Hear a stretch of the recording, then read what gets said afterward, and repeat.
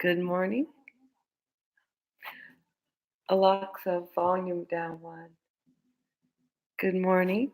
And I'm here for anyone who has any questions about the test that is being given in the on Kia today. So if this is a good time to ask before you take the assessment. And I hope everyone's well. We had a good time last night with the Kahoot and popcorn. And I did have some questions that concerned about weather and what the weather would be like if there was no and basically you can look at spring and fall to see what the weather would be like here in New England, and as you move further away from the equator you will see that the weather will like be what it would like be for their spring and fall, and it would be a lot cooler and not changeable. It would be like the same old all the time. So, anyway, I see I have one guest, and I would hope that the rest of you are taking the quiz or the assessment to see how it goes. So, any questions would be um, okay. And I'll stay here, even if I'm sitting here listening to Hamilton. Hey, I made some yogurt last night. Took 8 hours, but it is so good. I can't wait to actually go in and see how it turned out. The last time I made it, it was so good. But anyway, any other questions? Any other questions? Oh, yeah. Don't forget what happens to the atmosphere as if you have a dense atmosphere, not the atmosphere, I meant temperature, if you have a dense atmosphere or no atmosphere. So if the atmosphere is very dense, know that you will have very little variance in temperature. Think of Venus. If the atmosphere is non existent, you're going to have a huge range because there's nothing to hold the heat in. Okay, so keep that in mind. And going back to the length of day, I think that's where you've got to look at. You can tell what latitude an area is just by looking at their record of length of day and comparing it to other latitudes. So think of it. In the springtime, we almost have 12-hour days and 12-hour nights. In the summer, we have very short nights and very long days. Okay. In the fall, it's about 12-hour day, 12-hour nights. And then in the really and truly bone up on things before you take the test, I put the link to the Kahoot.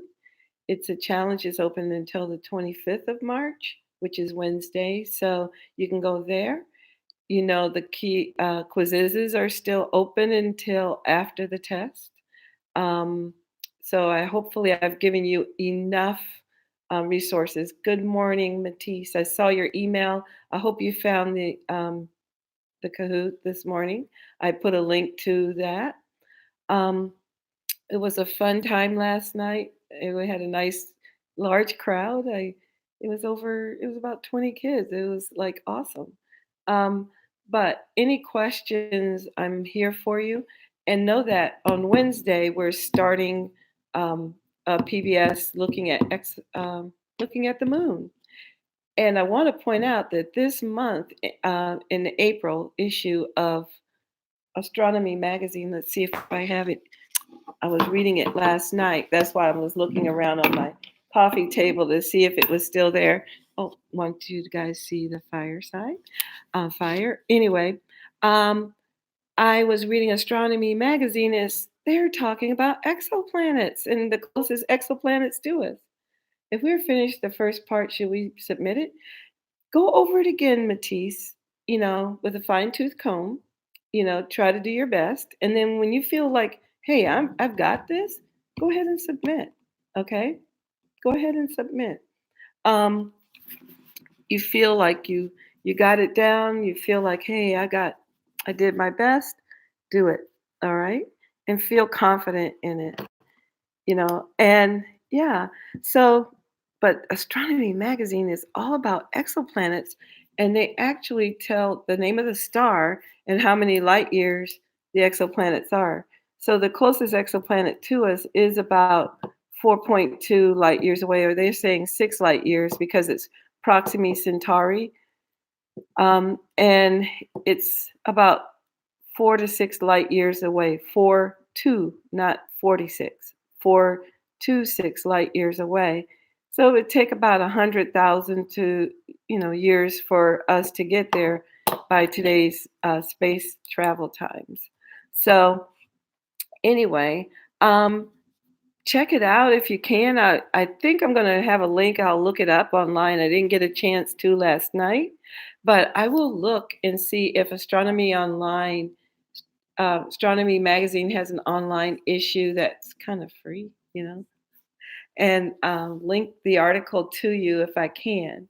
But yeah, so any other questions about the test would be greatly appreciated. Let's see. Oh, you go.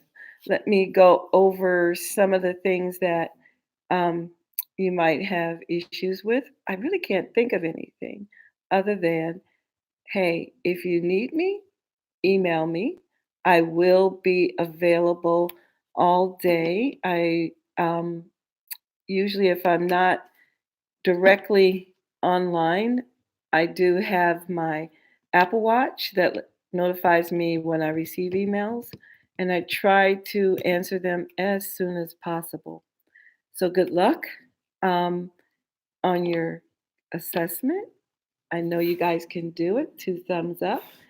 And yeah, whenever you need popcorn and cahoots or cahoots and popcorn, we're there. So, you guys have a great day. Good luck on your test. Oh, you're welcome, Sarah. And if you need me for anything, just email me. Um, I will be as available as I possibly can. I don't sit at the computer all day, but I try to be on the computer just in case you have a question about a particular question, the way it's worded. Because sometimes the wording of a question can be very confusing, and we know that. So if we're in the classroom, I could address it right away. But since we're not in the classroom, it's hard to address it. So, you guys have a great day. If you need me, just say, "Hey, Ms. Moss, can you do a real quick? Can you go back on real quick and answer this question?" And or I'll, you know, put the question and answers in the stream. Guys, have a good one. It's a short one, but hey, we got the fireside, and yeah, snow. Can you believe it? It's spring and it's going to snow. Anyway,